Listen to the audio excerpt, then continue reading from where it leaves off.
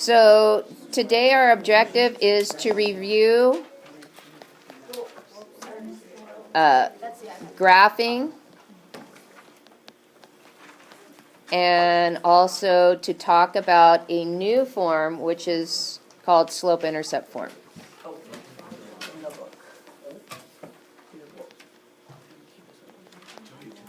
Okay. So if you want to read some more and you're not having an issue getting onto the online book, I'm going to give you a reference there. So the online book, this would be lesson 4.2. So let's see.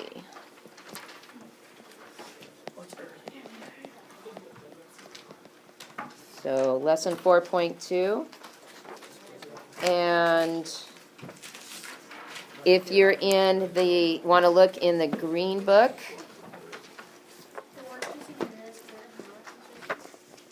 it would be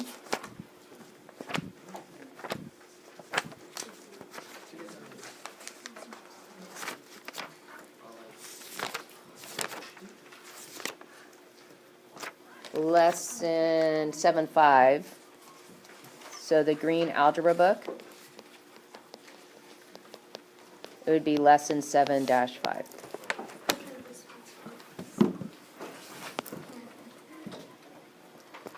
So, when graphing,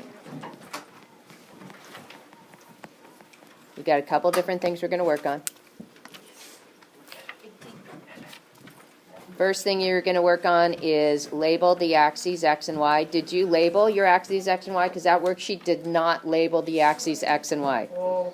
Yep. They labeled the tick marks. I did already tell them.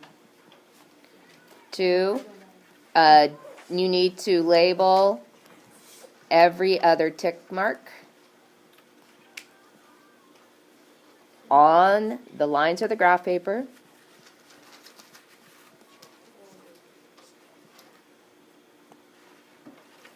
With numbers. So you got to tell me what you're counting by. Sometimes you're counting by 1, sometimes you're counting by 2s, but you got to tell me what you're counting by. Sometimes if the numbers are very large, you might be counting by 5s for each mark on there. But you can label every other one is fine, okay? So label each tick mark on the lines of the graph paper with numbers. Very important that we do that. Everything needs arrow caps. Arrow caps on the axes and on the line you draw.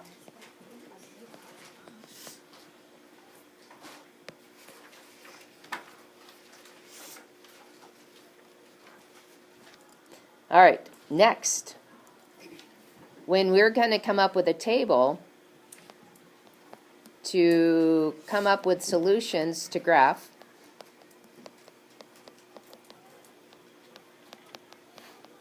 and when I say solutions, I mean ordered pairs.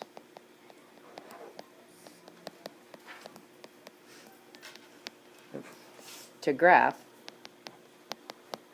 okay, I've got a couple of ideas for you to follow. Number 1 idea, if the coefficient of x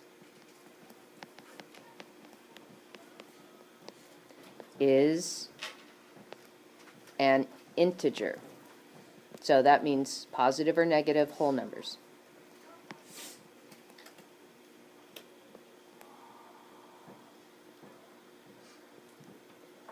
I like to choose x equal to 1, x equal to 0, x equal to -1. So in my chart, you're going to see those 3 numbers. And then you're going to calculate your y. So your y is based on what the equation is. Okay. If the coefficient is a fraction.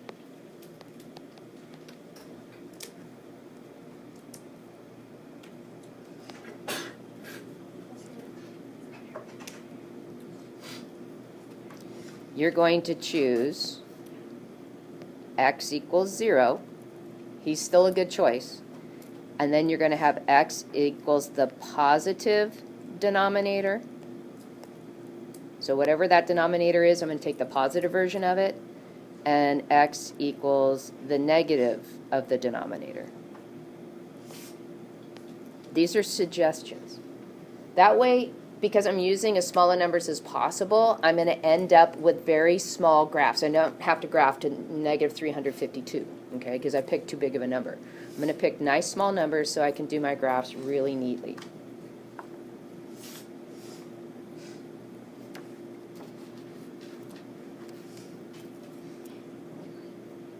All right, next.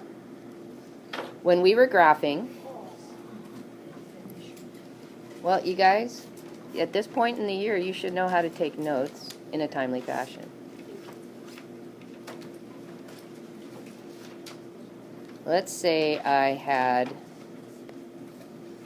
y equals x plus 1. So for my x's, I chose 0, 1, and negative 1.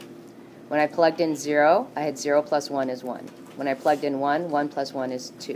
When I plugged in negative 1, I had 0. So if I put in my numbers,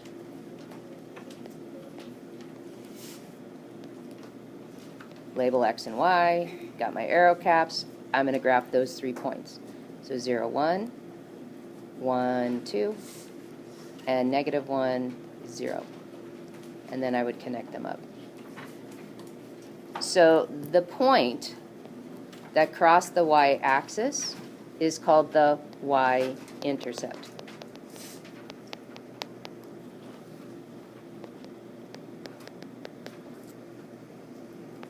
He's the one we're most interested in.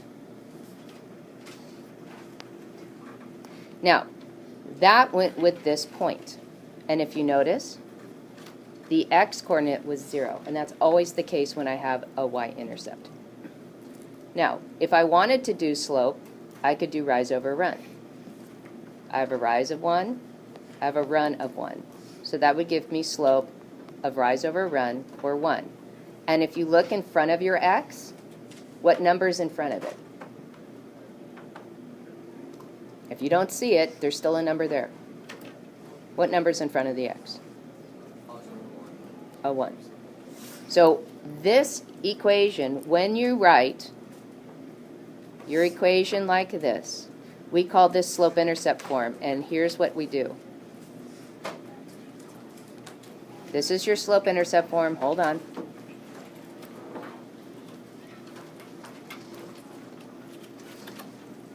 M stands for slope, and B stands for the y-intercept. So that's what you're going to be working on your homework tonight, and you're going to do all 3 of those pages. All right? I'll be here after school if you need anything.